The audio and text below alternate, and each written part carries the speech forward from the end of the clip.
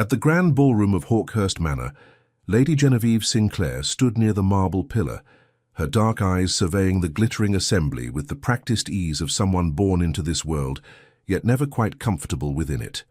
At 22, Genevieve possessed what her late mother had called an unfortunate combination of beauty and brain. Blonde hair that caught the light like spun gold, a figure that turned heads in any room, and a mind sharp enough to make most gentlemen uncomfortable. Her father, the Marquis Rupert Sinclair, had long since given up trying to marry her off to the parade of suitable bachelors who found her opinions on parliamentary reform far less appealing than her dowry. "You're doing it again," whispered her younger sister Charlotte, appearing at her elbow with 2 glasses of champagne. "That face you make when you're analyzing everyone like specimens in a museum." Genevieve accepted the glass with a slight smile. "I cannot help it if most people are predictable. Look there. Lord Pemberton will propose a toast within the next 5 minutes. Lady Catherine will feign interest in whatever he says while mentally cataloguing every piece of jewellery in the room, and someone will inevitably ask our host about his travels to India." "Speaking of our host," Charlotte said, her voice dropping to a conspiratorial whisper, "have you actually seen the Duke yet? They say he's positively terrifying. Father mentioned he once made Lord Ashford's cousin weep simply by looking at him during a business negotiation." "Grown men don't weep from mere looks, Charlotte. That's absurd." "Then explain why half the ladies here are too frightened to even glance in his direction, and the other half look like they want to throw themselves at his feet despite the fear." Genevieve had heard the stories naturally. Who hadn't? Duke Lucian Hawkhurst, 32 years old, inherited his title at 20 after his father's sudden death, vastly wealthy from estates spanning 3 counties and investments in shipping ventures to the East Indies. But it was his reputation that preceded him like a winter storm, cold, calculating, ruthless in business. A man who had turned his back on London society for years, only to return last season with an air of danger that made even the most hardened lords tread carefully in his presence. "There he is," Charlotte breathed, and Genevieve followed her gaze to the far end of the ballroom. She understood immediately why people whispered. Duke Lucian Hawkhurst stood near the fireplace, tall and imposing, in impeccably tailored black evening wear that seemed designed to make him look like a panther among peacocks. Dark hair swept back from a face that could have been carved from marble, all sharp angles and aristocratic lines, with eyes the color of winter ice that seemed to assess everything they touched. He wasn't classically handsome in the soft, gentle way of London's favored sons. He was something else entirely. Dangerous. Magnetic, the sort of man mothers warned their daughters about. "Goodness gracious," Charlotte murmured. "The rumors don't do him justice." "He's just a man, Charlotte. A man who looks like he could crush your heart with one hand while penning a business contract with the other." Genevieve was about to respond when the majordomo's voice rang out. "Distinguished guests, His Grace requests your presence in the dining hall. Dinner is served." The procession into the dining room followed the rigid protocol of rank, dukes and duchesses first, followed by marquises, then earls and their families in descending order. Genevieve found herself seated midway down the impossibly long mahogany table, with Charlotte on her right and an elderly countess on her left, who immediately began complaining about the draught from the windows. The Duke sat at the head of the table, naturally, with Lord and Lady Ashford positioned close by in seats of honour. Edmund Ashford was a viscount with political ambitions and a smile that never quite reached his eyes. His wife, Lady Margaret, possessed the kind of calculated beauty that came from expensive gowns and even more expensive jewellery, her dark hair arranged in elaborate curls that must have taken her maid hours to perfect. Genevieve had met them both briefly upon arrival. Something about the couple made her instinctively uncomfortable, though she couldn't articulate why. Perhaps it was the way Lord Ashford's compliments felt like assessments, or how Lady Margaret's laughter seemed just a touch too practiced, too perfectly timed. The first course arrived, a delicate consommé that steamed in fine porcelain bowls. Conversation flowed around her in waves of meaningless pleasantries. Lady Pemberton discussed her daughter's upcoming presentation at court. Lord Harrison debated the merits of a new irrigation system for his Devonshire estate. Charlotte kicked Genevieve under the table and nodded toward a young gentleman across from them who'd been staring for the past 5 minutes. "Mr. Thomas Whitfield," Charlotte whispered. "Heir to the Whitfield textile fortune. Father mentioned him last week." "Father mentions many gentlemen. I'm not a racehorse to be auctioned." "No, but you are 22, and showing no signs of accepting any proposals. At this rate, you'll end up like Aunt Philippa, living alone with 12 cats and a parrot named Wellington. Aunt Philippa is perfectly happy, and Wellington is excellent company." The second course arrived, then the third. Genevieve found herself relaxing slightly, the wine and food softening the edges of her usual social anxiety. Perhaps this evening wouldn't be as tedious as she'd feared. Perhaps. Her thoughts stopped abruptly.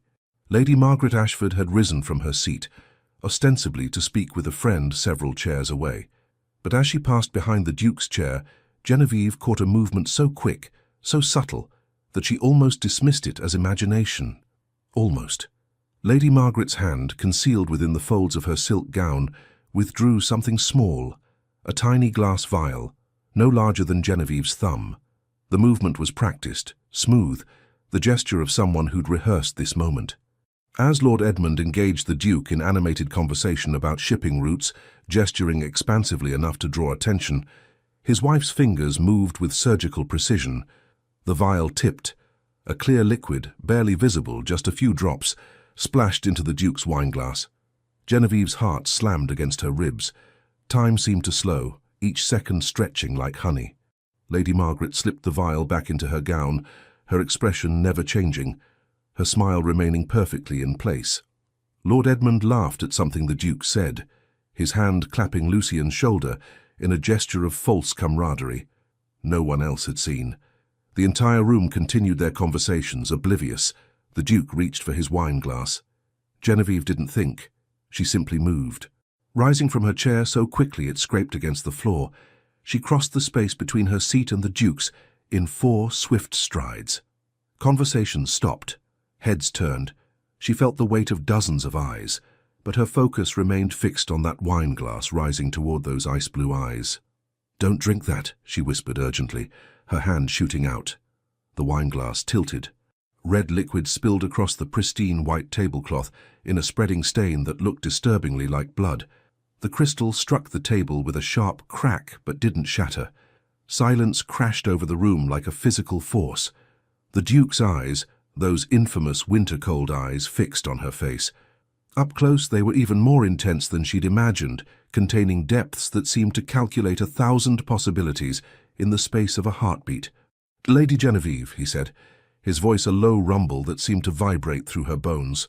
"That was my wine. It was poisoned." The words left her mouth before she could consider the consequences. Gasps rippled through the assembled nobility. Someone's fork clattered against china. "Poisoned." Lady Margaret's voice rose in shocked indignation. "What a preposterous accusation! Your Grace, I'm terribly sorry, but it seems Lady Sinclair has had too much wine herself. The poor dear must be confused." Lord Edmund stood, his face reddening. "This is outrageous. My wife and I are guests in this house, and we're being slandered by this hysterical girl." "I am neither hysterical nor confused," Genevieve said, her voice steady despite the trembling in her hands. "I saw Lady Ashford add something to the Duke's wine from a small vial, just moments ago, as she passed behind his chair." "You saw no such thing." Lady Margaret's hand flew to her chest in theatrical shock. "I was merely greeting Lady Worthington. I never went near His Grace's glass." "You're mistaken, child," Lord Edmund said, his tone dripping with condescension. "These dinner parties can be overwhelming, especially for young ladies of sensitive constitution. Perhaps you should retire to the drawing-room and rest." Genevieve felt heat rise to her cheeks, not from embarrassment, but anger. "I am not mistaken. I know what I saw." "This is absolutely scandalous," Lady Pemberton announced to no one in particular. "To make such accusations without proof. Someone should send for the Marquis Sinclair," another voice suggested. "His daughter clearly needs to be removed before she causes further embarrassment." The words struck like physical blows. Genevieve felt the room closing in, felt the weight of judgment from every direction. She'd acted on instinct, on certainty, but standing here now with the entire aristocracy staring at her like she'd lost her mind, doubt began to creep in. What if she was wrong? What if the shadows and candlelight had played tricks? What if she'd just destroyed her family's reputation over a mistake? Then the Duke moved. His hand, large, warm, steady, closed around hers. The gesture was gentle, but unmistakable. Every eye in the room tracked the movement. Lucian Hawkhurst stood slowly, his considerable height making everyone else seem small by comparison. He didn't release Genevieve's hand. Instead, his thumb brushed across her knuckles in a gesture that felt absurdly intimate given the circumstances. His ice-blue eyes held hers for a long moment. Then he spoke 3 words that would change everything. "I believe you." The room erupted. "Your Grace, surely you cannot—" Lord Ashford sputtered. "I believe Lady Genevieve," Lucian repeated, his voice cutting through the noise like a blade through silk. "And I suggest we investigate this matter thoroughly before anyone leaves this house." Lady Margaret's face had gone pale. "This is ridiculous. We are your guests. We've known your family for 20 years. 20 years or 20 minutes. Attempted murder carries the same weight." The Duke's voice remained calm, but something deadly lurked beneath the surface. "Lord Ashford, I suggest you and your wife remain in the drawing room while I send for a physician to test the wine. If Lady Genevieve is mistaken, you'll have my sincerest apologies and any recompense you desire."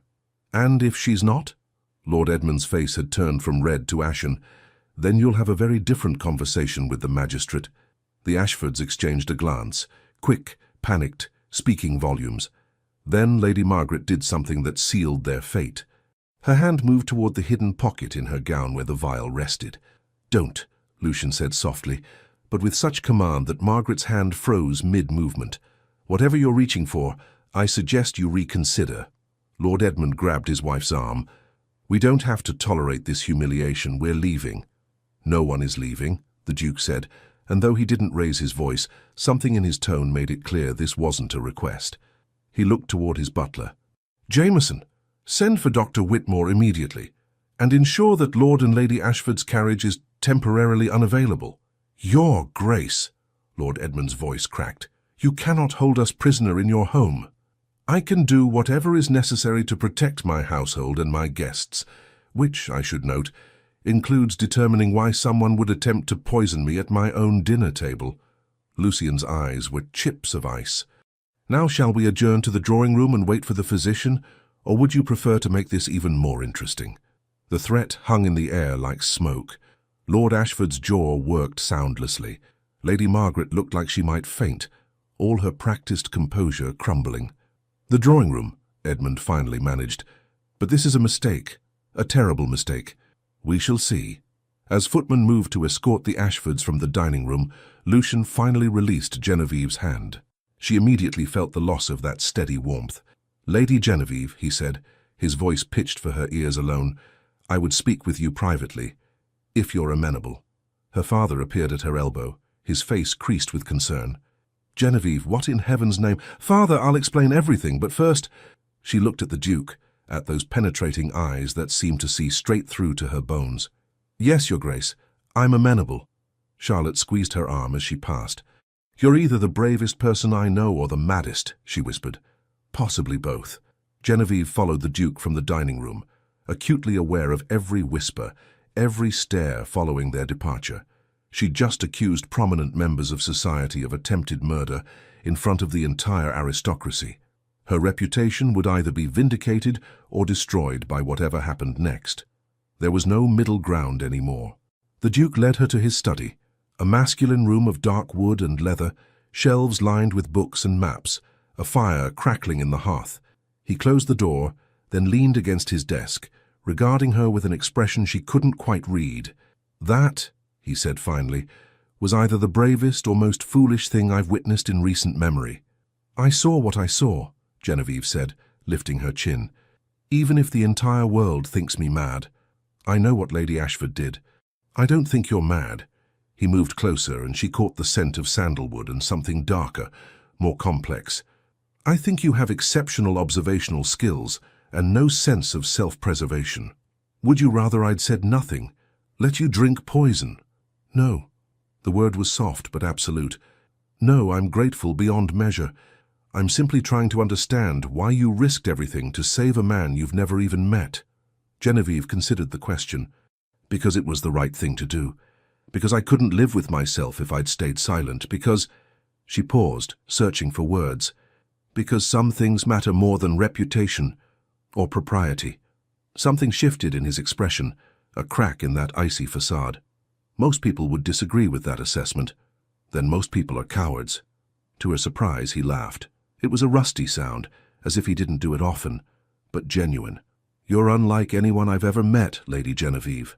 Is that a compliment or criticism? I'm not entirely sure yet. A knock interrupted them. Jameson, the butler, entered with a silver tray bearing a fresh glass of wine, and Dr. Whitmore, a thin man with spectacles and the permanent expression of someone who'd seen too many of society's secrets. "Your Grace," the physician said, bowing, "I came as quickly as I could." Jameson mentioned there was some concern about contaminated wine. Lucian gestured to the stained tablecloth that a footman had brought in. "The spilled wine, Doctor.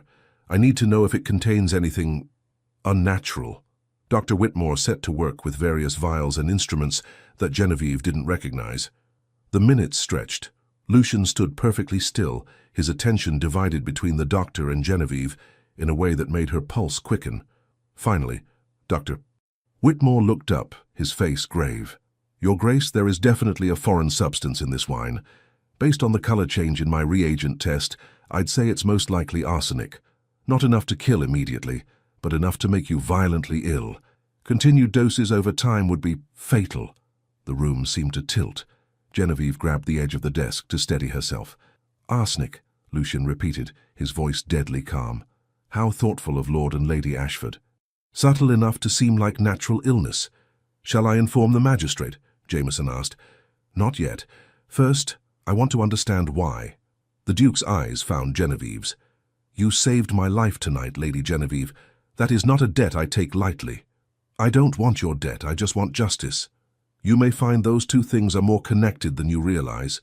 He moved to the window, staring out at the dark gardens.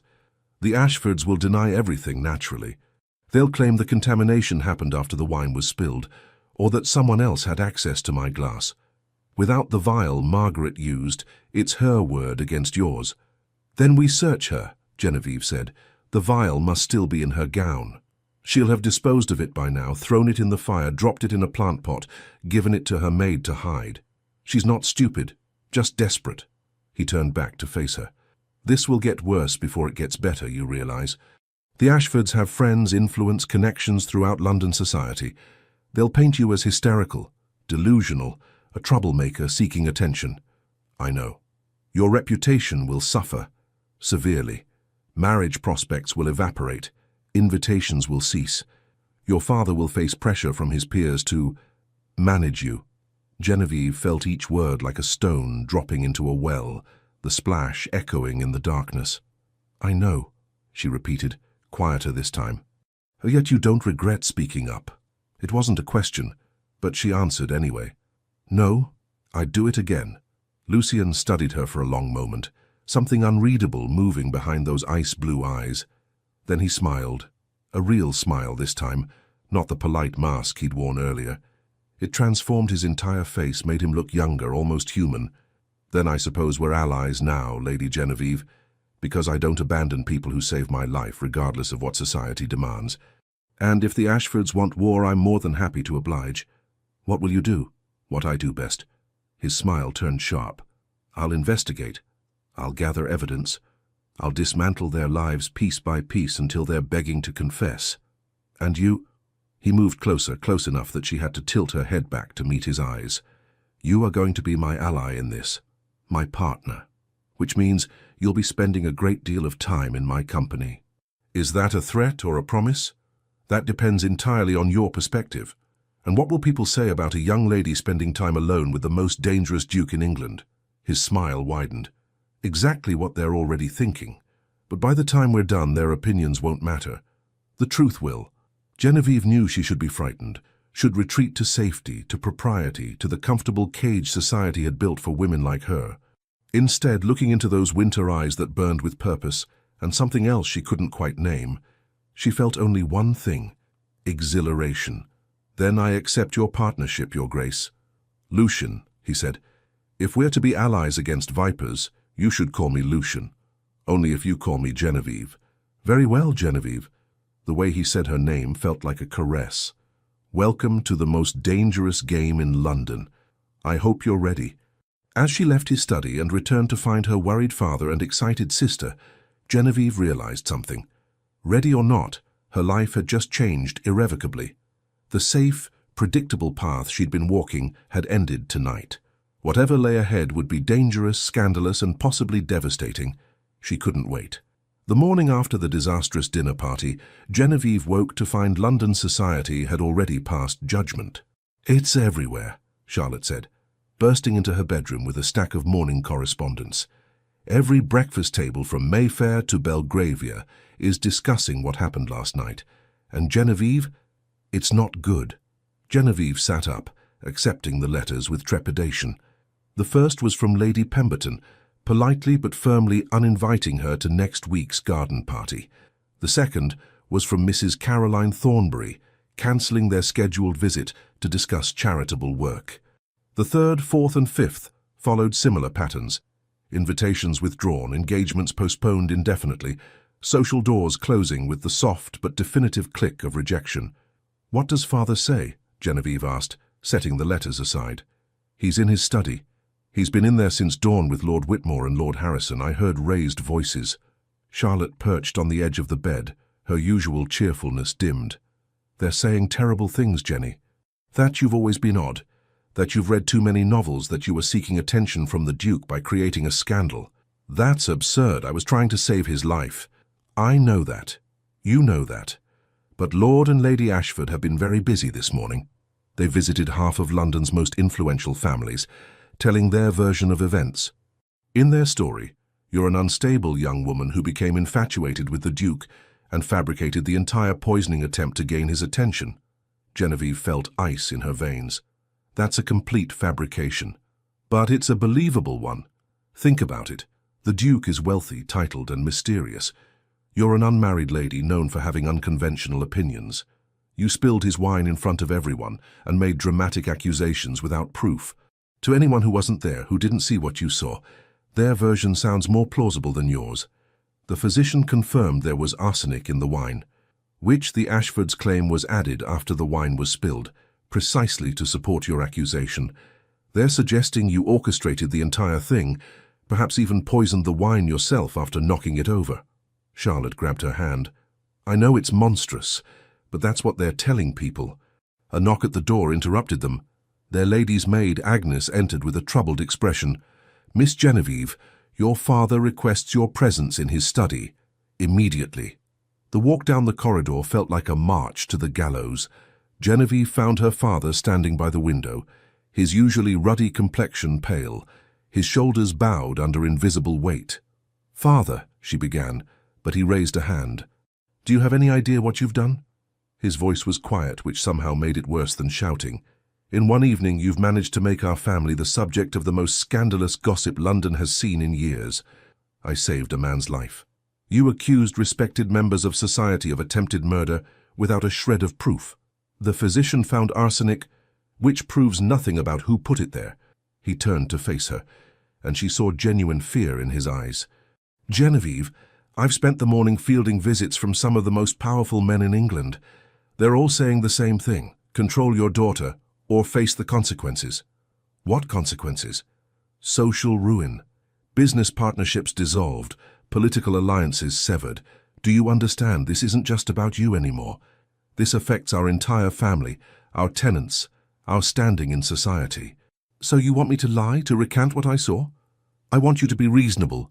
Lord Ashford has offered to let this entire matter drop if you issue a public apology, admitting you were mistaken." "I wasn't mistaken." "Genevieve, Father, I know what I saw. Lady Ashford poisoned the Duke's wine. If I apologize, if I recant, I'm not just lying. I'm letting attempted murderers go free." Her father sank into his chair, suddenly looking much older than his 50 years. "The Duke believes you. Did you know that? He sent a message this morning stating in no uncertain terms that he stands by your account of events." "Then why?" "Because belief and proof are different things. Without evidence, without the vial, without witnesses, this becomes a matter of reputation and influence. And in that arena, my dear, we're outmatched. The Ashfords have the support of half the peerage.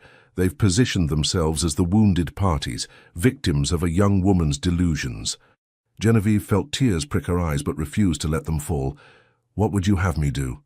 "I don't know," he admitted, his voice breaking slightly. "I'm trying to protect you, but I don't know how. If you maintain your accusations, society will destroy you.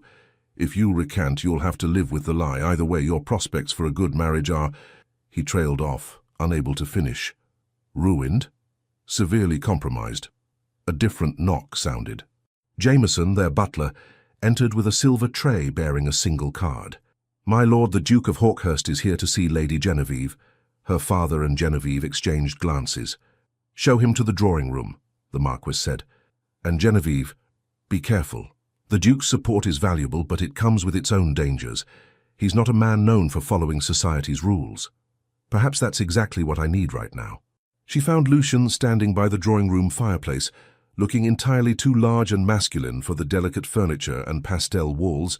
He'd dressed more casually than last night, still impeccably tailored, but in day clothes of deep charcoal that somehow made his eyes even more striking. "Lady Genevieve," he said, bowing, "I hope I'm not intruding." "Not at all, Your Grace, though I suspect my father would prefer you'd sent a letter rather than calling in person." "I'm sure he would. But letters can be intercepted, and I prefer to deliver certain messages face to face." He studied her. "You've heard the rumors, I take it, that I'm a madwoman seeking your attention through false accusations." "Yes, I've been informed." "And your response?" "That anyone who believes such nonsense isn't worth my time or consideration." He smiled, that same transformation she'd seen last night. "Excellent answer. Though I should warn you, that describes approximately 3/4 of London society. Then I suppose I'll have a great deal more free time for reading." An optimistic perspective. "I like it." He moved closer, his expression growing serious. "I came to tell you that I've hired investigators, discreet ones, to look into the Ashfords' affairs. If there's evidence of their plan, we'll find it. But it may take time. And until then, I'm the villain in their story." "Unfortunately, yes, which is why I have a proposal for you." Genevieve's heart quickened. "What sort of proposal?" "A strategic one. The Ashfords are counting on society's judgment to protect them. They believe that if enough people view you as unstable or attention-seeking, any evidence we find will be dismissed as fabricated, so we need to change the narrative." "How?" "By making it clear that you have my complete and unwavering support. Not just my belief in your account, but my public endorsement of your character and judgment." "Your Grace, Lucian, that will only make the rumors worse. They'll say I've compromised you somehow, or that you're motivated by—" She felt heat rise to her cheeks. "By what, attraction?" He said it so casually as if discussing the weather. "Let them say it. The truth is, I find you fascinating, Genevieve. You're brave, intelligent, and apparently willing to face social ruin rather than let injustice stand. Those are rare qualities. You barely know me. I know enough. I know you didn't hesitate to save my life. I know you haven't wavered in your account despite enormous pressure. I know you told your father you'd rather live with society's censure than a lie." He paused. "How do I know that?" "Because my valet's cousin is your father's footman, and servants talk. Welcome to how I gather information." Despite everything, Genevieve laughed. "That's remarkably underhanded. I prefer resourceful, but we're getting off topic. My proposal is this. Allow me to publicly court you." She stared at him. "I beg your pardon?" "Not a real courtship, necessarily, though I won't rule that out entirely." His eyes held a glint of humor. "But a visible, unmistakable demonstration that I value your company and judgment. I'll dance with you at every ball. I'll call on you regularly. I'll make it clear to all of London that any insult to you is an insult to me." That's madness. Your reputation will suffer. My reputation is already that of a dangerous, unpredictable recluse. This will simply add surprisingly good taste in women to the list." He moved closer still, close enough that she could see flecks of silver in those blue eyes. "The Ashfords want to isolate you, make you powerless. This does the opposite. It makes attacking you considerably more dangerous for them. Why would you do this? Risk your own standing for someone you barely know? Because you saved my life. Because I despise bullies and cowards, which the Ashfords most certainly are, and because—" He hesitated. something vulnerable flickering across his face. "Because I've spent years keeping everyone at arm's length, trusting no one, expecting betrayal from every corner. Then you appeared and threw yourself into danger to save a stranger. That kind of courage deserves protection, not punishment." Genevieve's mind raced. What he was proposing was outrageous, potentially ruinous for both of them. But he was right about one thing. Isolated, she was vulnerable. With the Duke's support, she had power. "If we do this," she said slowly, "there need to be rules. I won't be treated like some helpless damsel in need of rescue. I want to be involved in the investigation. I want to help expose the Ashfords." "Agreed. And this arrangement, this fake courtship or whatever it is, it ends when we've cleared my name and brought them to justice. No expectations beyond that." "Of course," though something in his eyes suggested he wasn't entirely opposed to other possibilities. "And if at any point I ask you to stop, to end this arrangement, you'll do so immediately. No arguments. You have my word." She extended her hand. "Then we have an agreement, Your Grace." He took her hand, but instead of shaking it, he bowed and pressed a kiss to her knuckles. A gesture formal enough to be proper, but intimate enough to send warmth racing up her arm. "Please," he said, "if we're to convince society we're courting, you really should call me Lucian." "Very well, Lucian. And you should know that I'm quite terrible at pretending to be demure and obedient." "Excellent. I find demure and obedient exceedingly boring." Over the next fortnight, Lucian proved true to his word, with a thoroughness that left London society reeling. He appeared at the Sinclair residence every afternoon at precisely 3 o'clock, taking Genevieve for rides through Hyde Park in his elegant barouche. While other couples whispered sweet nothings, they discussed political philosophy and debated the merits of various investment strategies. Genevieve discovered that Lucian possessed a wickedly dry sense of humor, particularly when observing London's social peacocking. "Notice Lord Pemberton's new waistcoat," he murmured one afternoon as they passed the older gentleman. "The embroidery is so elaborate I believe I can see the entire history of the Crusades depicted across his stomach." Genevieve bit back a laugh. "That's unkind, but accurate. And look there. Lady Catherine is wearing the same gown she wore to Lady Morrison's ball last month. I predict she'll claim it's been completely redesigned. How do you even notice such things?" "I notice everything. It's both a gift and a curse. For instance, I've noticed that you fidget with your reticule when you're annoyed, that you have a small scar on your left hand from what I'm guessing was a childhood accident involving your sister and a garden gate, and that you despise tea but drink it anyway to be polite." She stared at him. "The scar was from Charlotte daring me to climb the gate. I fell. How did you know about the tea? You grimace slightly every time you take a sip, as if you're drinking medicine. Why continue if you dislike it? Because refusing tea at social gatherings marks one as odd. And you've spent so much effort already being perfectly conventional." His tone was teasing but not unkind. Their public appearances had the desired effect. Within days, the narrative began to shift. If the Duke of Hawkhurst, a man famous for avoiding society and trusting no one, had chosen to court Lady Genevieve Sinclair, perhaps there was more to her story than the Ashfords claimed. Of course, not everyone was convinced. "She's bewitched him somehow," Lady Pemberton declared at a musical that Genevieve attended with Lucian. The comment was loud enough to be clearly heard. Lucian, who'd been standing beside Genevieve examining the program, looked up with those ice-blue eyes. "Lady Pemberton, I wasn't aware you believed in witchcraft. How fascinatingly medieval of you." The older woman flushed. "I simply meant that Lady Genevieve possesses qualities that might make a man value her company. Intelligence, courage, integrity. Yes, those traits could indeed be considered enchanting to someone tired of vapid conversation and artificial flattery." "Your Grace, I didn't intend—" "Of course not. Just as I'm sure you didn't intend for your comments about Lady Genevieve's character to be interpreted as insults to my judgment in choosing her company. Because that would suggest you consider me so easily fooled, which would be quite insulting indeed." Lady Pemberton looked like she might faint. "I would never suggest such a thing." "Excellent. Then we understand each other." He smiled, but it didn't reach his eyes. "Enjoy the performance." As they moved away, Genevieve whispered, "You didn't have to do that." "Yes, I did. The moment people think they can insult you without consequence is the moment we've lost. Besides," he added with a slight smile, I enjoyed it. Lady Pemberton has been tedious for years. Someone needed to say something. But not all confrontations ended so smoothly. At Lord Harrison's ball the following week, they encountered the Ashfords themselves. The couple had been avoiding events where Lucian and Genevieve might appear, but apparently decided it was time to reclaim their social ground.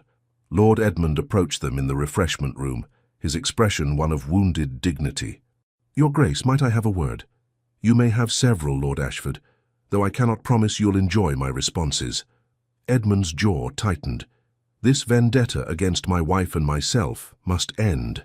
You're a reasonable man. Surely you can see that Lady Genevieve was mistaken that night. The wine was tested after it had been spilled and handled by numerous servants. Any contamination could have occurred then.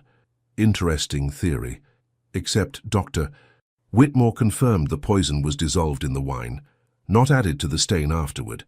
The chemical composition was quite clear on that point. Then someone else must have poisoned it before dinner was served.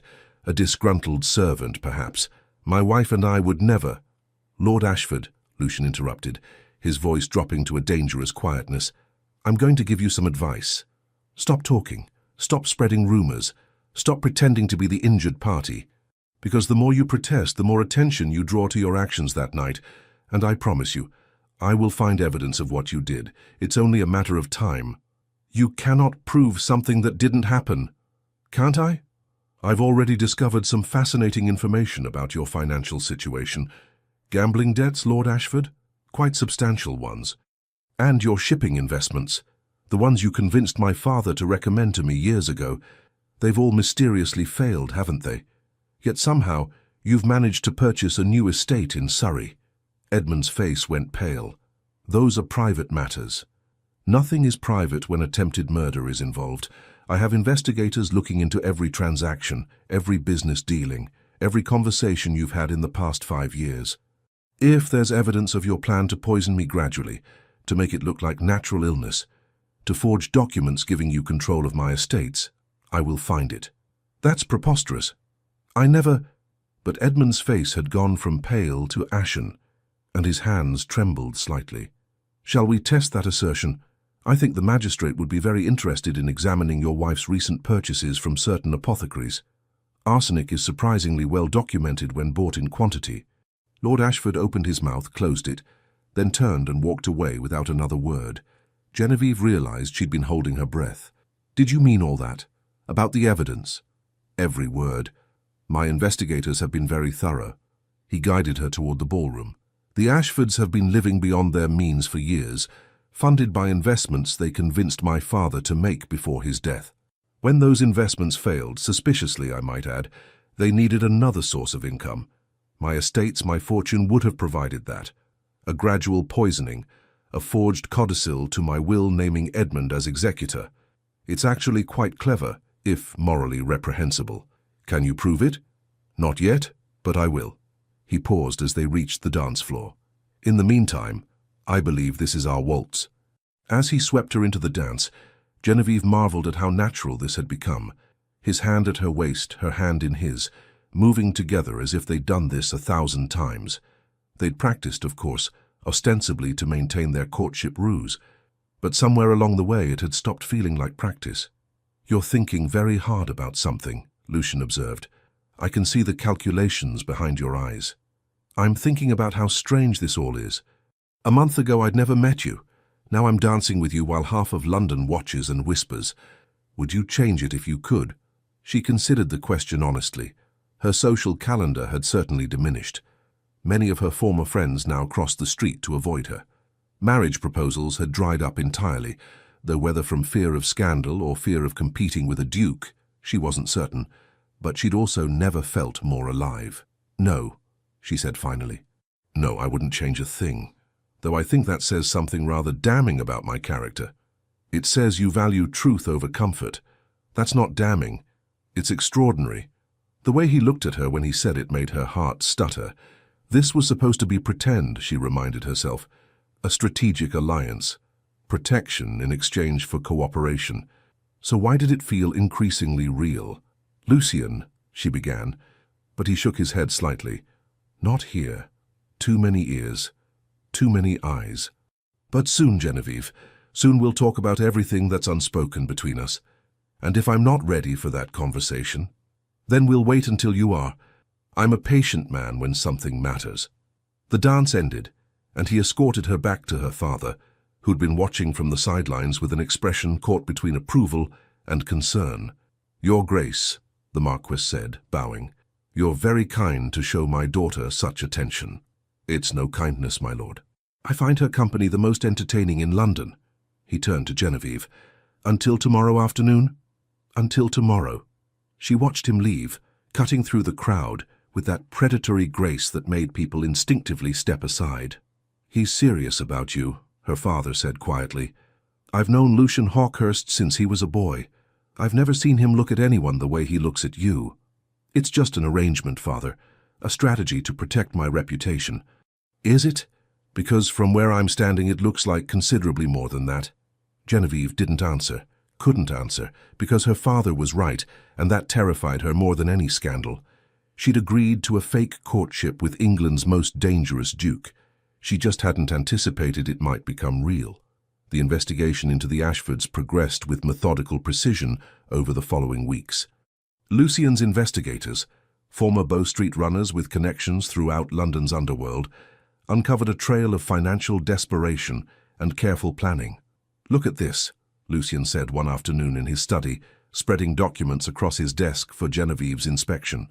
They'd fallen into a routine of these afternoon meetings, ostensibly to discuss their strategy, but increasingly becoming something else entirely. Conversations that ranged from philosophy to literature to dreams neither had shared with anyone else. Genevieve leaned over the papers, her shoulder brushing his.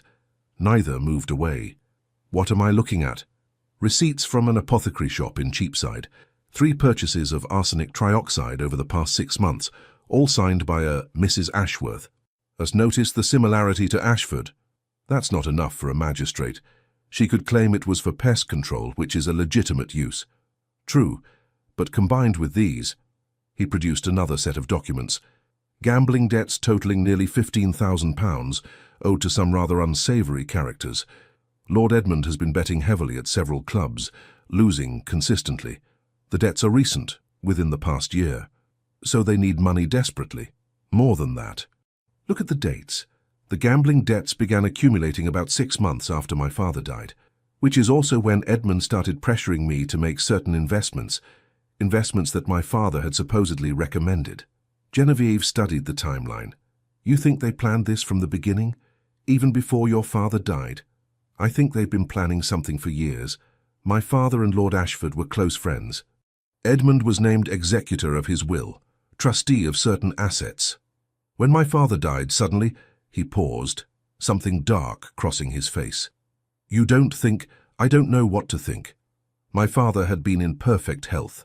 Then one day he complained of stomach pains, and within a week he was dead. The physician said it was a sudden illness.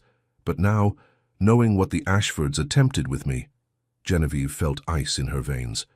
"Lucian, if they poisoned your father too, this isn't just attempted murder. This is something I cannot prove, not yet. His body was buried 2 years ago. Any evidence is long gone." His hands clenched into fists on the desk. "But if I can prove they tried to poison me, if I can demonstrate their financial motive and their access to arsenic, perhaps the magistrate will consider reopening the investigation into my father's death." She covered his hand with hers, a gesture of comfort that felt natural now. "We'll find the proof, we have to." He turned his hand over, lacing his fingers through hers. "We make a good team, you and I." "We do." The words came out softer than she intended. "Genevieve, I think we should discuss—" A sharp knock interrupted. Jameson entered, his usual composure slightly ruffled. "Your Grace, I apologize for the interruption, but there's a rather insistent young woman at the door claiming she has information about Lord and Lady Ashford." Lucian and Genevieve exchanged glances. "Show her in," he said. The young woman who entered was perhaps 20, dressed in the neat but worn clothing of an upper servant. She bobbed a nervous curtsy, her hands twisting in her apron. "Your Grace, my lady, forgive me for coming here, but I didn't know where else to turn. My name is Mary Fletcher. I was lady's maid to Lady Margaret Ashford until 3 days ago, when she dismissed me without reference." "Why were you dismissed?" Genevieve asked gently. Because I found something I wasn't meant to see. Mary reached into her pocket and withdrew a small vial, identical to the one Genevieve had seen Margaret use that night. This was hidden in her jewelry box. When I asked her about it, thinking it was perfume, she became very angry, said I was spying on her, threw me out of the house that very day. Lucian moved forward, carefully taking the vial. Why bring this to me? Because I heard the rumors, Your Grace, about what Lady Genevieve accused my former mistress of doing. And I think she was right. I've been with Lady Margaret for 2 years, and over the past month she's changed. Secretive, always meeting with Lord Edmund in private, sending me away. And she's been buying things, expensive things, we couldn't afford. When I asked where the money came from, she said it was none of my concern. Did you ever hear them discuss the Duke? Genevieve asked. Mary hesitated, then nodded. Once. I was bringing tea to the drawing room and heard Lord Edmund say something about when Hawkhurst is gone. I thought perhaps he meant when you were away travelling, Your Grace. But then Lady Margaret laughed and said something about patience, that these things couldn't be rushed. The pieces were falling into place like a terrible puzzle. Lucian examined the vial. Is there anything still in this? A few drops, Your Grace. I didn't want to empty it in case it was evidence of something terrible. You've done the right thing coming here, Miss Fletcher. Lucian moved to his desk, writing quickly. This is the address of my solicitor. Go to him today and tell him I've sent you. He'll help you draft a formal statement about everything you've witnessed. And this, he handed her a small purse, should help you until you find new employment. I'll personally provide you with a character reference. Mary's eyes filled with tears. Thank you, Your Grace. You're very kind. After she left, Lucian immediately summoned Dr. Whitmore to test the vial's contents. The physician arrived within the hour, performed his analysis, and confirmed what they already suspected. Arsenic, in the same concentration as had been found in the wine. This is it, Genevieve breathed. This is the proof we needed. It's a significant piece of evidence, Lucian agreed. Combined with Mary's testimony about the Ashfords' suspicious behavior, the receipts from the apothecary, and the financial motive, we have a compelling case, but... He paused. But what? But the Ashfords still have powerful friends.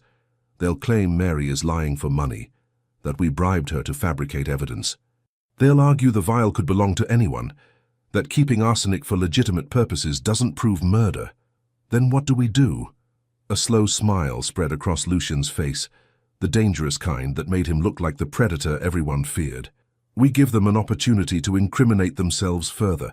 We set a trap. That evening, Lucian sent carefully worded invitations to a small, intimate dinner party at Hawkhurst Manor. The guest list was strategic. Lord and Lady Ashford, several influential members of Parliament who'd been friends with Lucian's father, a prominent magistrate, and of course Genevieve and her family. They'll never accept, Genevieve said when she saw the invitation. Not after what happened last time. They will because I've also let it be known, through very discreet channels, that I'm planning to announce my engagement to you that evening. The Ashfords can't afford to skip such a significant social event without appearing even more suspicious. Your engagement to me, Lucian, we haven't discussed, I know, and I apologize for the presumption. But it serves multiple purposes. It demonstrates my continued faith in you, it draws the Ashfords out and... He met her eyes. It forces a conversation you and I have been avoiding. Her heart hammered. What conversation? The one where I confessed that this stopped being pretend for me weeks ago. The words hung between them, heavy with implication. Genevieve found herself unable to look away from those ice-blue eyes that had once seemed so cold, but now burned with something else entirely. Lucian, you don't have to answer now, you don't have to answer at all. But I wanted you to know the truth before this dinner party, before whatever happens next. I've fallen in love with you, Genevieve. Completely, irrevocably, in a way I didn't think myself capable of. And regardless of what you feel in return, I will see this through. I will clear your name and bring the Ashfords to justice. That doesn't change. Genevieve's mind reeled. She should be shocked, should protest that they barely knew each other, should maintain the pretense of their arrangement. But standing there in his study, surrounded by evidence of conspiracy and murder, having spent weeks in his company discovering depths she'd never imagined, she couldn't deny the truth. She'd fallen for him too. I need time, she said finally. To think, to be certain. This has all happened so quickly. Take all the time you need, I'm not going anywhere. The night of the dinner party arrived too quickly. Genevieve dressed with unusual care, choosing a gown of deep sapphire that Charlotte insisted brought out her eyes. Her maid arranged her blonde hair in an elegant style, leaving a few curls to frame her face. "You look beautiful," her father said when she came downstairs. "Are you certain about this evening? If Lucien's plan goes wrong, it won't, it can't. This is our chance to end this." The Marquis studied her face. "You care for him, truly care for him." "Yes," she admitted. "I do." "Then I hope he's worthy of you, though from what I've seen I believe he is." Hawkhurst Manor blazed with light as their carriage approached. Footmen in impeccable livery stood at attention. Inside, the house had been transformed. Flowers everywhere, musicians tuning their instruments. The dining room set for an intimate gathering.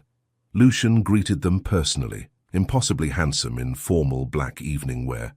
When he bowed over Genevieve's hand, his thumb brushed her wrist in a gesture so subtle, so intimate, that it sent shivers through her. "You look exquisite," he murmured, too quietly for anyone else to hear. "You're not so terrible yourself." His smile was quick, genuine. High praise indeed. The other guests began arriving.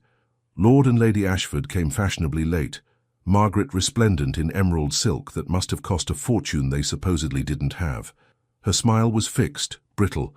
Edmund's face showed strain around the eyes. They knew something was wrong, they had to. Dinner proceeded with excruciating politeness. Conversation remained light. Politics, weather, the upcoming season. Genevieve noticed Lucien watching the Ashfords carefully. His expression pleasant, but his eyes calculating. During the fourth course he rose, glass in hand. "My friends, I've asked you here tonight for a special reason.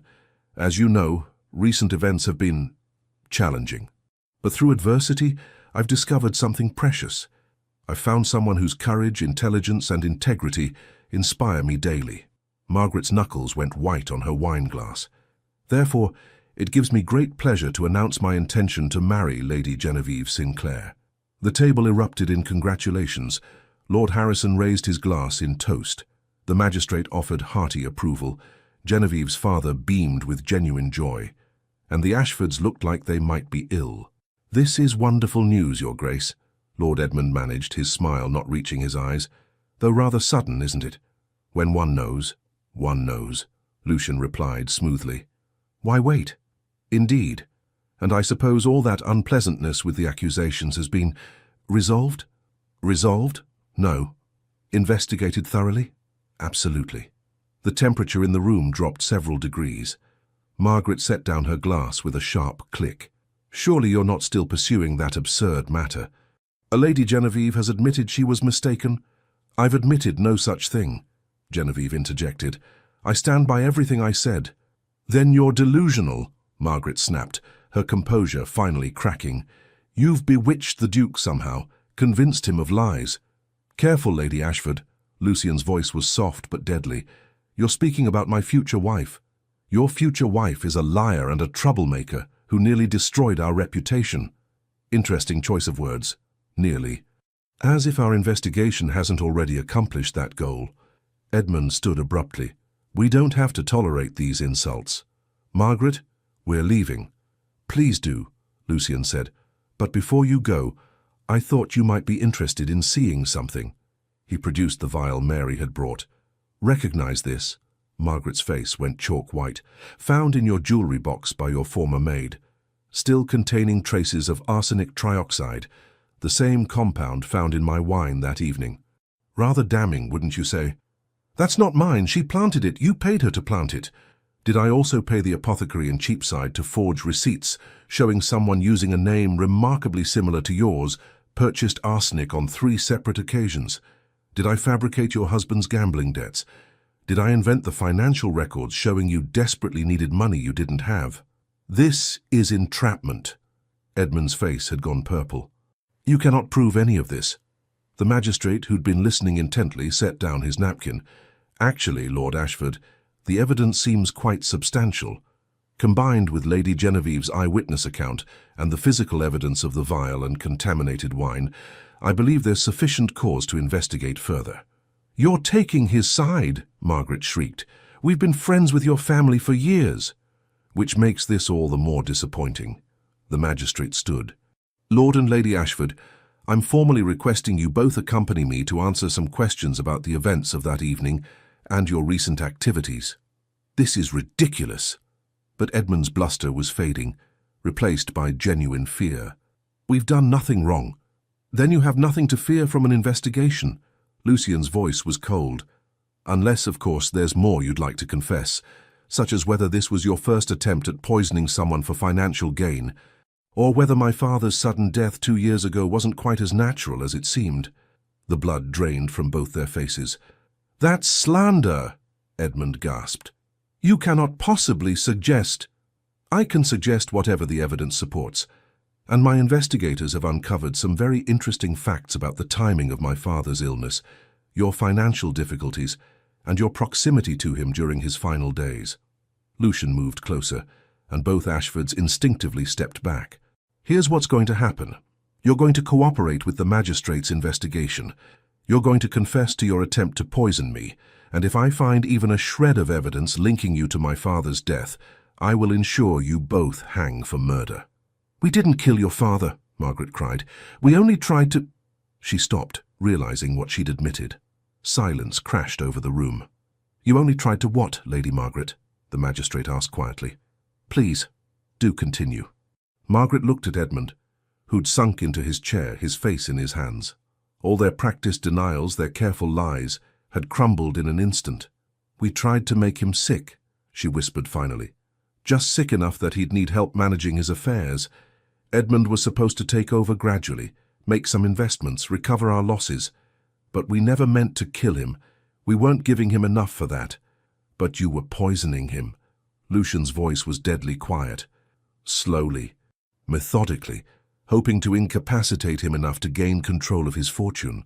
It wasn't supposed to be permanent, just temporary, until we could recover our financial position. And when I refused to make the investments you wanted, when I started questioning the arrangements my father had made, you decided to try again. But this time you planned to kill me, to forge documents making Edmund my executor, giving you control of everything." Edmund's head snapped up.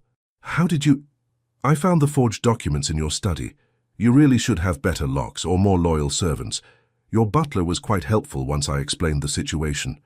The Ashfords were finished and they knew it.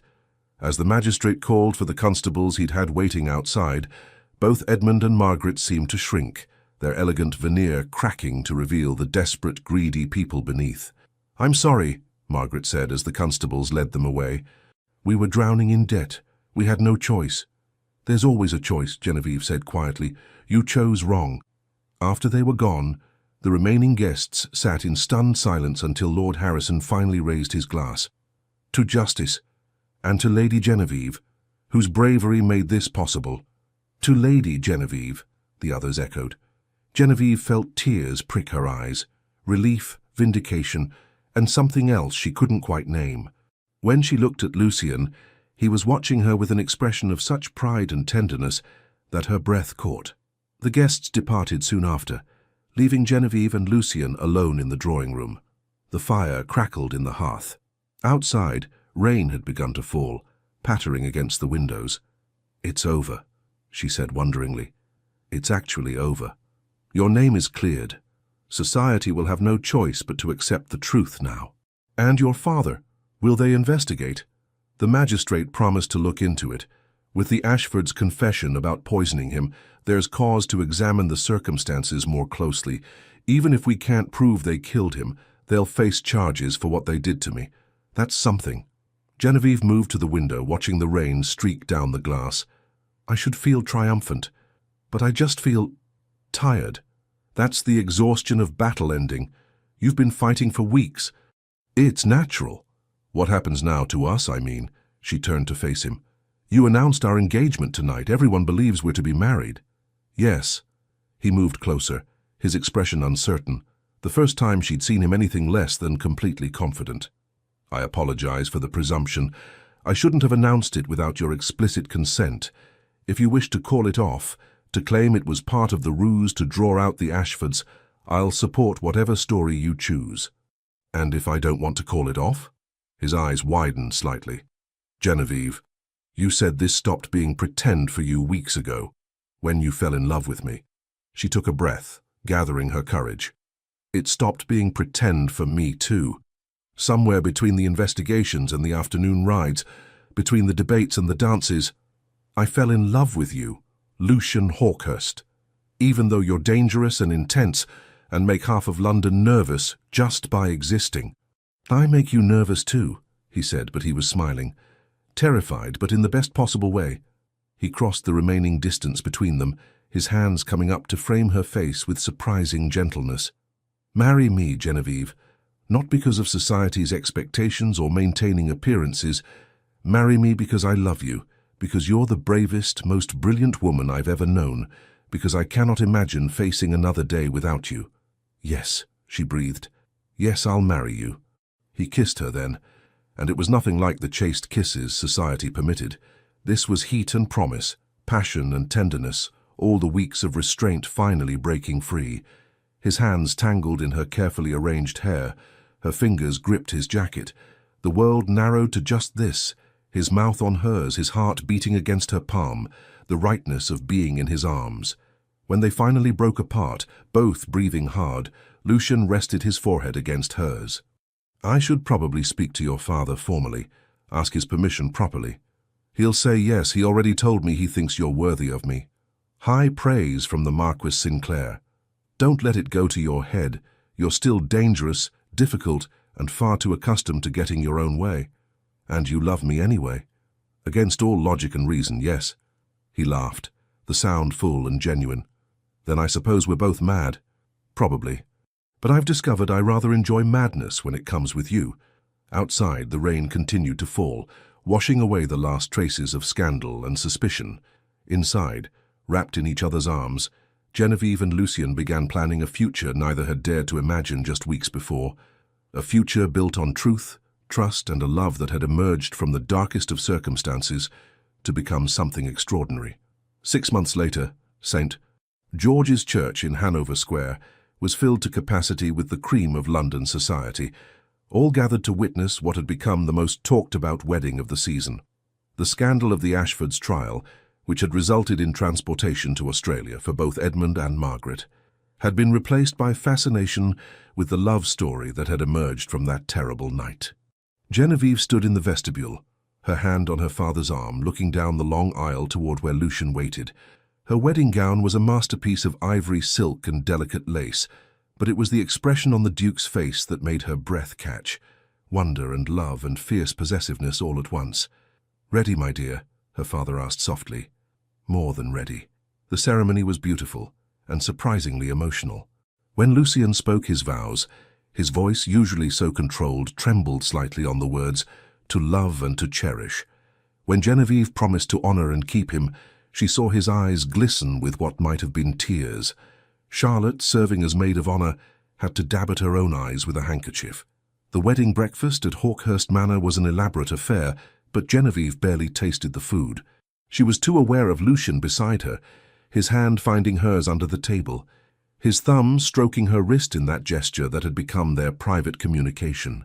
"Happy?" he murmured during a lull in conversation. "Deliriously." "Good, because I have a surprise for you." After the guests departed, and they were finally alone in the master suite that would now be theirs together, Lucian presented her with a leather-bound journal. "What is this?" she asked, opening it to find pages filled with her handwriting, essays, thoughts, observations she'd written over the past months. "I may have conspired with your sister to collect your writings. I thought you might consider publishing them. They're brilliant, Genevieve, your insights on social reform, education, women's rights. People should read them." She stared at him. "You want me to publish? Under my own name?" "Why not? You're a duchess now. You have the social standing to weather any criticism, and the world deserves to hear your voice." Tears spilled down her cheeks. "Has anyone ever told you that you're quite possibly the most remarkable man in England?" "I believe you mentioned it once or twice, usually right before calling me insufferable. You are insufferable and remarkable, and mine." "Yours," he agreed, pulling her close. "Always yours." Their first year of marriage was everything Genevieve had never dared to hope for. Lucian proved to be an attentive, passionate husband who delighted in her company and encouraged her intellectual pursuits. True to his word, he helped her publish her essays, which garnered both controversy and acclaim. "Listen to this," she said one morning at breakfast, reading from the Times. "The new Duchess of Hawkhurst challenges conventional thinking with unusual directness." Unusual directness, as if having opinions makes me peculiar. "You are peculiar," Lucian observed from behind his own newspaper. "That's why I married you. You married me because I saved your life. I married you because I couldn't imagine living without you. The life-saving was just a fortunate introduction." She threw a piece of toast at him. He caught it without looking up from his paper. "Show off," she muttered. "You love it." She did. Their arguments were spectacular, intellectual debates that ranged from politics to philosophy to the proper way to organize a library. Their reconciliations were even better, passionate encounters that left them both breathless and laughing. "We're terrible at fighting," Genevieve said one evening after a particularly heated debate about parliamentary reform had ended with them in bed. "We're excellent at fighting. We're just better at making up. Semantics. You love semantics. I love you, you impossible man. I know, it's my greatest achievement." The ton, which had initially been scandalized by their courtship, gradually came to accept and even admire the unconventional couple. The Duke and Duchess of Hawkhurst became known for their intellectual salons, their progressive views, and their obvious devotion to each other. "They're still disgustingly in love," Charlotte reported, after visiting from her own recent marriage to Mr. Whitfield. "It's like watching a romance novel, except somehow more so." Genevieve's father, now enjoying his role as grandfather to Charlotte's children, smiled. "Some people are simply meant for each other. I recognized it the day Lucian first defended her at that terrible dinner party." 18 months into their marriage, Genevieve discovered she was expecting. Lucian's reaction was everything she could have hoped: joy, terror, and fierce protectiveness all at once. "You're certain you're well?" he asked for the 100th time. "Dr. Whitmore said everything is progressing normally." "Yes, Lucian. For the 100th time, I'm perfectly healthy. You should rest more. Perhaps stop attending so many social events. I'm pregnant, not made of glass, and I have a lecture series to complete on women's education reform." "Genevieve, don't Genevieve me in that tone. I'm growing a human, not becoming an invalid." He pulled her close, his hand splaying protectively over her still flat stomach. "I know, I can't lose you. You're everything." Her irritation melted. "You won't lose me. I'm far too stubborn to go anywhere. Promise me you'll be careful." "I promise. And you promise not to hover like an anxious mother hen." "I make no such promise." Their son was born on a crisp October morning, arriving with lusty cries that echoed through Hawkhurst Manor. Genevieve had endured a long labor with Lucian holding her hand the entire time, looking more terrified than she'd ever seen him, face down business rivals or social scandals. "You did it," he whispered, tears streaming down his face as he held their son for the first time. "You're extraordinary." "We did it," she corrected, exhausted but euphoric. "What shall we name him?" They'd debated names for months without reaching consensus. But looking at their son, dark hair like his father but with Genevieve's storm-grey eyes, Lucian said, "Rupert, after your father. He'd be honored, and it's only fitting." The Marquis raised an exceptional woman. "Rupert Lucian Hawkhurst," Genevieve tested. "It suits him. He's perfect, you're perfect. How did I become so fortunate?" "By being poisoned at a dinner party?" He laughed, the sound rich and warm. "Best thing that ever happened to me." Young Rupert proved to be a delightful combination of both parents. His father's intelligence and intensity, his mother's courage and stubborn streak. By his second birthday, he was already demonstrating a talent for getting into mischief that left his parents alternately exasperated and amused. "He put a frog in Lady Pemberton's teacup," Genevieve reported one afternoon, trying to keep a straight face. Lucian covered his mouth, clearly fighting laughter. "That's terrible. We should punish him." "We absolutely should after we stop laughing." Agreed. They found him in the garden, covered in mud, examining beetles with the intense focus that was pure Hawkhurst. "Rupert, my darling," Genevieve said, crouching down. "We don't put frogs in people's tea." "Why not? The frog was thirsty." Lucian turned away, shoulders shaking. "Because it's not polite." Would you like it if someone put a frog in your milk? Rupert considered this gravely. No, but the frog might. That's actually a fair point, Lucian managed. You're not helping, Genevieve muttered. That evening, after Rupert had been bathed, fed, and put to bed with a story about brave knights and clever ladies, Genevieve and Lucian sat in their private sitting room, her feet in his lap as he massaged them, a nightly ritual she'd come to cherish. Do you ever think about that night? She asked. The dinner party where everything changed. Every day, though my perspective on it has shifted. It's no longer the night someone tried to kill me, it's the night I met you. Rather dramatic circumstances for a first meeting. Fitting, though, nothing about us has ever been conventional. She smiled, thinking about their journey, from accusation and scandal to partnership and love. I suppose not, but I wouldn't change any of it. Not even the parts where half of London thought you mad. Especially not those parts. They led me to you. He pulled her closer, kissing her softly. I love you, Genevieve Hawkhurst, more than I thought possible to love anyone. And I love you, my dangerous, impossible, perfect Duke. Perfect? You've definitely hit your head. Perfect for me. That's all that matters. Years passed in a comfortable rhythm of love, laughter and occasional chaos, courtesy of young Rupert, and eventually his younger sister, Clarissa, who arrived 3 years after her brother with the same determination to conquer the world. The Duke and Duchess of Hawkhurst became fixtures of London society, known as much for their progressive salons and intellectual contributions as for their devoted marriage. Genevieve published several more volumes of essays, while Lucian used his influence to champion educational reforms and workers' rights. We're becoming respectable, Genevieve observed one evening at a particularly dull society event. Heaven forbid, Lucian replied. Should I start a scandal to remedy the situation? Please don't. I've had enough scandal to last a lifetime. Fair point. On their 10th wedding anniversary, Lucian arranged for them to return to Hawkhurst Manor for a private dinner in the same dining room where their story had begun. The table was set for 2, candles casting the same dancing shadows she remembered from that fateful night. Feeling nostalgic? She asked as he pulled out her chair. Grateful. I wanted to return to where it all started and remember how fortunate I am. We both are. He poured wine, a different vintage, she noticed, with a smile, and raised his glass. To the woman who saved my life in more ways than one. To 10 years of marriage, 2 remarkable children, and a love I never expected to find. To second chances, she added, touching her glass to his, and to adventures yet to come. They drank, and then Lucian set down his glass with a slight smile. I have something for you. He produced a leather box, opening it to reveal a necklace, a stunning piece featuring a deep blue sapphire surrounded by diamonds. It's beautiful, Genevieve breathed. It belonged to my mother. My father gave it to her on their 10th anniversary. I had it cleaned and reset, but the stones are original. I thought you should have it. Tears filled her eyes. Lucian, I'm honored. Your mother would be proud of the man you've become. She would have loved you. You're everything she was, brave, brilliant, unwilling to accept injustice.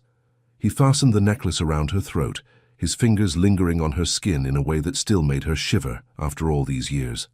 Do you remember what you said to me, she asked, that first night when I accused the Ashfords? I believe you. 3 words that changed everything. They did, because in that moment, when the entire world thought me mad, you chose to trust me. That's when I knew you were different. I knew you were different when you threw yourself across a room to save a stranger. Most people wouldn't have done that. Most people have better sense than I do. Most people are boring. You're extraordinary. She stood, moving into his arms. We're rather extraordinary together, I think. We are. He kissed her, deep and thorough, with all the passion of their early days, but now enriched by years of partnership and love. Happy anniversary, my darling wife. Happy anniversary, my impossible husband. Later that night, lying in bed with moonlight streaming through the windows, Genevieve thought about the girl she'd been, the one who'd felt out of place in society, who'd worried she'd never find someone who understood her, who'd feared a life of comfortable misery. That girl had been brave enough to spill wine and face scandal, brave enough to trust a dangerous duke, brave enough to love without reservation. And in return, She'd found everything she'd never known she wanted: partnership, passion, purpose, and a family built on mutual respect and genuine affection. "What are you thinking?" Lucian asked sleepily, pulling her closer. "That I'm happy. Truly, completely happy." "Good. That's all I ever wanted for you." "For us," she corrected. "We're a team, remember? The best team in England. Possibly the world. Definitely the world." She smiled in the darkness. Outside, she could hear the night sounds of the estate: owls calling, wind in the trees, the distant sound of the fountain in the garden where Rupert liked to play. This was her life now. This beautiful, chaotic, perfect life. And it had all started with 3 simple words: "I believe you." Sometimes, Genevieve reflected, the greatest love stories begin not with love at first sight, but with trust, with someone choosing to believe you when the world demands doubt, with someone standing beside you when standing alone would be easier. Lucian had given her that, and in return she'd given him something he'd never had before, someone who saw past the dangerous duke to the remarkable man beneath. They'd saved each other, really, not just from poison or scandal, but from loneliness, from doubt, from lives half-lived in fear of judgment. "I love you," she whispered. "I love you too," he murmured back. "Always." And in the safety of each other's arms, in the home they'd built together, surrounded by the family they'd created, the Duke and Duchess of Hawkhurst slept peacefully. Their story, which had begun with danger and suspicion, had become something neither could have imagined. A romance for the ages, built on trust, courage, and a love strong enough to overcome any obstacle. In the years to come, when their children were grown and asked about how their parents had met, Genevieve and Lucian would exchange knowing glances and smile. "It's quite a story," Lucian would say. "The best stories always are," Genevieve would add. And then they'd tell it, the tale of a poisoned glass of wine, 3 life-changing words, and a love that had conquered scandal, society, and every expectation to become something truly extraordinary. Their legacy would extend far beyond their titles or wealth.